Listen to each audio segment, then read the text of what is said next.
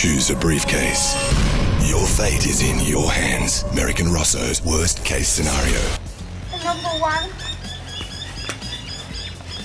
Her worst case scenario, which is that of birds. Michelle, you have been struggling to keep it together since I saw you about 40 minutes ago. How are you feeling? Too scared to do it, I think. Yeah, I was just trying to hype it up for you. It's going to be a white cockatoo omelette to believe. He's pretty large and he's trained to do all sorts of tricks, including fly over people's heads, run towards them and make pecks. Notice she's got thongs on this morning, Michelle, which is good because the bird in question, I think his name's Pedro, is actually going to bite a little bit. Now, Michelle, you are so freaking nervous here, aren't you? Yes. So I'm going to offer you $500 to not open case one and just walk away, never face your fear of birds, and he gets a blow-up inflatable boat. $500 to bail. She's trying for the big boat. Michelle, walk over to the suitcase, briefcase. She's got number one, and she's opening it now, gentlemen. Her hands are shaking like leaves.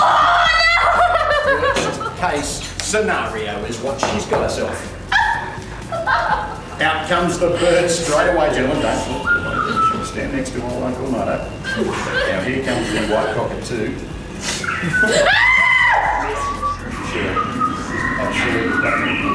You're pinching me.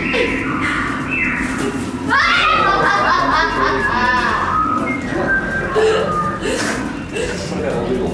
No. It may help you overcome your fear, you know that? Walking probably 10 steps away from Michelle's thongs, which, as I said earlier, is probably not the best thing to have done. It comes again to rub his hand because of the...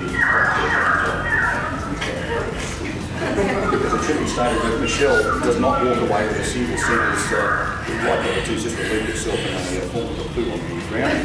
Now doing circles around Michelle's feet. Michelle, how are you feeling? Are you getting more used to it? No!